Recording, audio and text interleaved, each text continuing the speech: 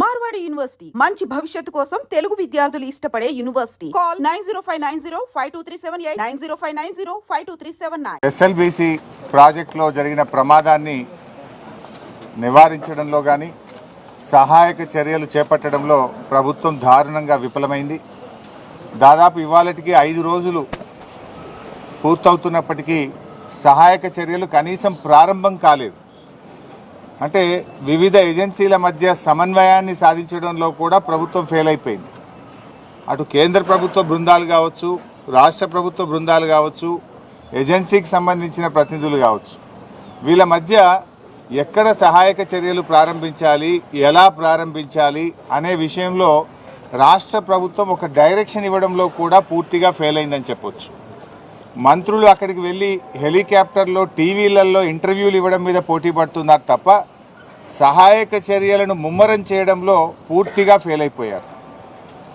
అది పైనుంచి హెలికాప్టర్లో చూస్తే సొరంగం లోపల ఏమన్నా ప్రత్యేకంగా చూడడానికి వీళ్ళకి ఏమైనా ఎక్స్రే కెమెరాలు కళ్ళు గిట్ట ఉన్నాయా? ఆ హెలికాప్టర్లో చక్కర్లు కొట్టుడు, టీవీలో ఇంటర్వ్యూలు ఏందో నాకైతే అర్థం కాలేదు. ఇప్పుడు మీరు కనీసం ఇలా 5 రోజులు అయింది, ప్రతి నిమిషం కూడా చాలా ముఖ్యమైనటువంటిది. వారి ప్రాణాలు కాపాడడానికి ఒక్కొక్క నిమిషం, ఒక్కొక్క క్షణం కూడా చాలా విలువైనటువంటిది. మీరు ఎంత తొందరగా సహాయక చర్యలు ప్రారంభించడం ద్వారా వాళ్ళ ప్రాణాలు కాపాడే ప్రయత్నం చేయాలి.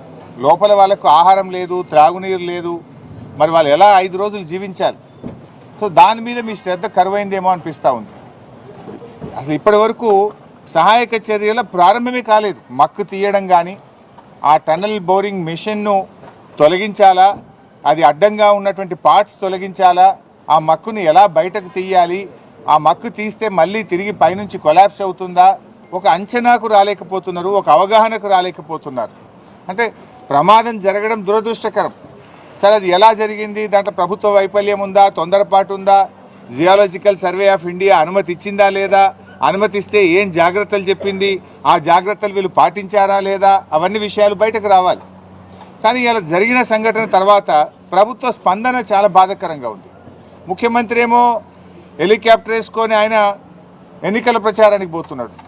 ఇక 8 మంది ప్రాణాలు ముఖ్యమా, ఎన్నికల ప్రచారం ముఖ్యమా రేవంత్ రెడ్డి గారికి? కనీసం ముఖ్యమంత్రి అక్కడికి వెళ్ళి ఆ సహాయక చర్యల్ని ముమ్మరం చేయడంలో కానీ, ఒక డైరెక్షన్ ఇవ్వడంలో కూడా అటు ముఖ్యమంత్రి గారు, ఇటు నీటిపారుదల శాఖ మంత్రి కూడా పూర్తిగా ఫెయిల్ అయిపోయారు. మేము బీఆర్ఎస్ పార్టీ తరఫున సహాయక చర్యల్లో ఇబ్బంది కలగొద్దు, ప్రభుత్వానికి సహకరించాలి, సంయమనం పాటించాలని చెప్పి గత 4-5 రోజులుగా మేము వెయిట్ చేశాం. కానీ బాధ కలిగే అంశం ఏంటంటే ఇప్పటి వరకు ఒక్క అడుగు ముందుకు బల్లే. There is no direction. దాదాపు 10 ఏజెన్సీలు ఉన్నారు. ఈ ఒక్కొక్కరు వెళ్తున్నారు, ఒకరొక మాట చెప్తున్నారు, ఒకరొక మాట చెప్తున్నారు. మేము మీడియాలో చూసిందో, పత్రికల్లో చూసింది చెప్తున్నా నేను.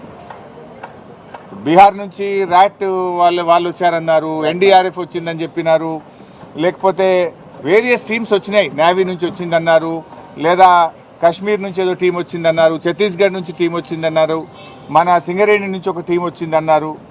What is the direction? అది ఎవరు ఇవ్వాలి? గవర్నమెంట్ ఇవ్వాలి. అందరి మాటలు విని ఒక స్పష్టంగా ఒక లైన్ ఆఫ్ యాక్షన్ ఇచ్చి దాన్ని వేగవంతంగా చేసి వాళ్ళని బయటకు తీసుకొచ్చే ప్రయత్నం చేయాలి. అందులో పూర్తిగా ఫెయిల్ అయిపోయింది గవర్నమెంట్. బాధ కలిగే అంశం ఏంటంటే మీ ఫెయిల్యూర్ను కప్పిపుచ్చుకోవడానికి చిల్లర మాటలు మాట్లాడుతున్నారు. మేము రాజకీయాలు చేయకుండా సంయమనంగా, గంభీరంగా వాళ్ళ ప్రాణాలు కాపాడాలని బీఆర్ఎస్ సహకరిస్తూ ఉంటే, ఉత్తమ్ కుమార్ రెడ్డి గారు టనల్ దగ్గర కూర్చొని ప్రమాదం జరిగిన సంఘటన దగ్గర నుంచి బీఆర్ఎస్ మీద బురద జల్లే ప్రయత్నం, ఢిల్లీలో కూర్చొని రేవంత్ రెడ్డి ఎస్ఎల్బీసీ సొరంగంలో బీఆర్ఎస్ మీద బురద జల్లే ప్రయత్నం చేస్తుంటాడు. వెంకటరెడ్డి గారు అయితే ఆయన నీళ్లు, వాటర్ అంటాడు, ఆయన ఏం మాట్లాడతాడో నేను ఆయన గురించి మాట్లాడి దండగా. సో ఇట్లా ఒక గందరగోళమైన పరిస్థితి ప్రభుత్వంలో నెలకొన్నది. ముఖ్యమంత్రి మాటకు నీటిపారుదల మంత్రి మాటల మధ్య పొంతన లేదు. మీరు బీఆర్ఎస్ని విమర్శించడానికి ఇది సమయమా? అసలు బీఆర్ఎస్ని విమర్శించే నైతిక హక్కు మీకుందా? అంటే తమ తప్పును కప్పిపుచ్చుకోవడానికి ఇతరుల మీద నెట్టే ప్రయత్నం చేస్తున్నారు. అన్ని విషయాలు నేను అక్కడ డీటెయిల్గా మాట్లాడతాను.